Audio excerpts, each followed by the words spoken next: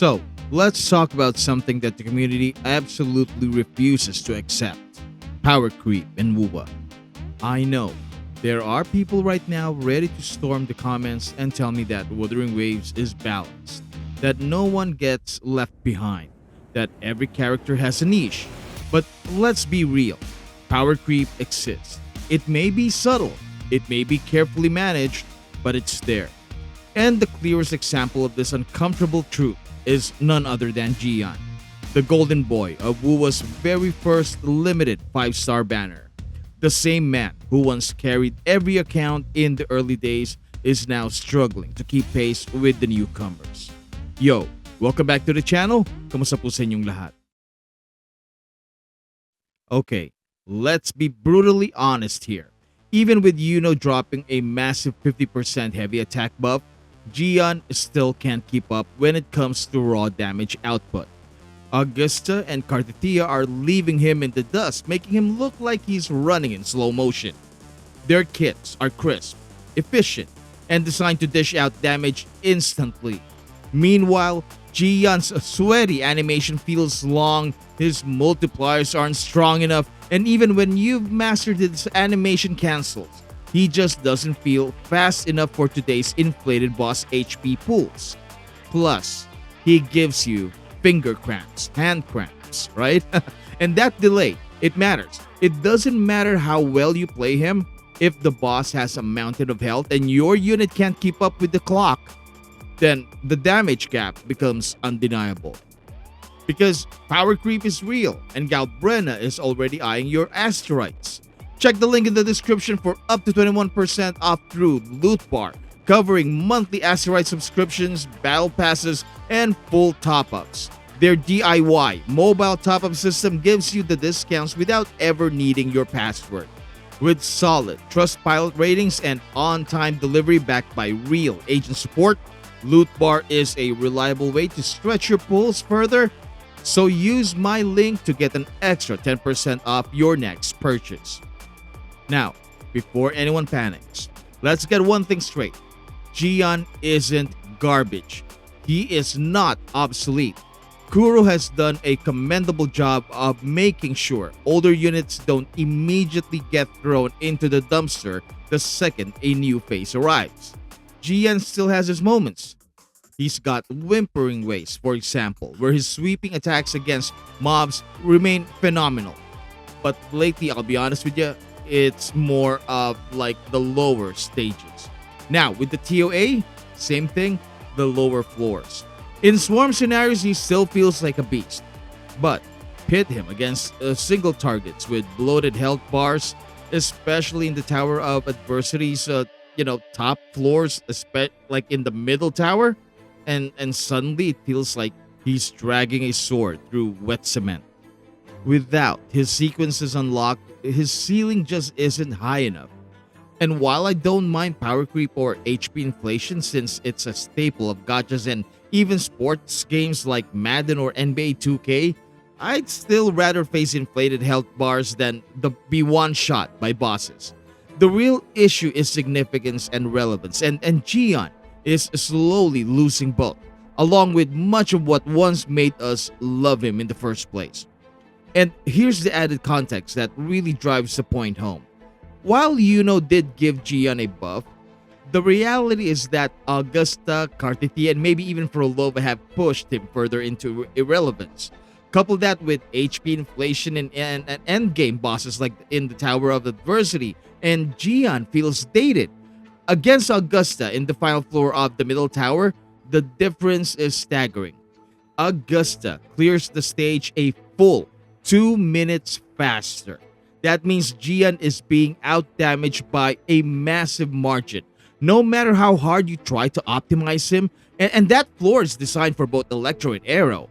And while Jiyan still has some value in mob-heavy modes like Whimpering Waves, even there, Augusta is edging him out as the better clearer. It's a shame, really, because we all knew this day would eventually come, but it still stinks to see him fall this far. Unless Kuro introduces future game modes or new supports and echo sets that directly benefit him, it's hard to see players justifying spending precious asteroids on a rerun. If he doesn't offer something unique and valuable, then why would anyone invest in him over newer units, right? And that's the real conversation we need to have. People say WuWa doesn't have power creep because Kuro isn't just inflating numbers the way other gacha games do. That's true. Instead, they're designing kits with unique mechanics and synergies, with faster animations, with more hits. But power creep isn't just about multipliers. It's about efficiency, speed, and scalability. And in all those areas, Jiyan is clearly lagging behind. That's the uncomfortable truth, whether we admit it or not. So, how do you fix this without breaking the game? It's not as simple as just waking up one morning and then buffing Jiyan's number. That sets a dangerous precedent and undermines future balance. But what if new gear could bring him back? Imagine a 3-piece Sonata set designed specifically for arrow heavy attack scaling, or something that boosts crit damage in ways that reward mastery of his animation cancels. That kind of design would let Jiyan shine again without completely breaking the ecosystem. Kuro has already proven they can release echo sets with creative passive effects that make certain characters really pop. That's probably the most realistic path for a Jiyan revival. That and maybe unlocking his sequences. And then there's support synergy. Everyone assumed Yuno would be his perfect partner, right? With her heavy attack buffs, it made sense on paper. But in practice, the difference isn't as big with Mortifi. Mortifi sometimes even outshines Yuno in certain situations, right? Mortifi's passive attack buffs is stacked in ways that line up better with Jiyan's playstyle. I mean, he has Empyrean Anthem, for example. Yuno is just raw power, but that power often ends up overshadowing Jiyan rather than boosting him. Chui Yuan might also have a role to play in the future, with crit damage buffs and extra chip damage. But again, that shift focuses away from Jiyan rather than letting Jiyan reclaim center stage. If you really want him to shine, you'll have to invest heavily in his sequences. And without those, he's just not keeping pace with Augusta or Carthetyia or even the rising Prolova. But let's be honest here. Who's excited to pull for a unit that's clearly being outclassed on every front? And even if you already own him, are you really going to dump resources into his sequences just to squeeze out a bit more when the newest releases are built with naturally higher ceilings? Sure, he once felt like the king of Whimpering Waves, but even that crown is slipping.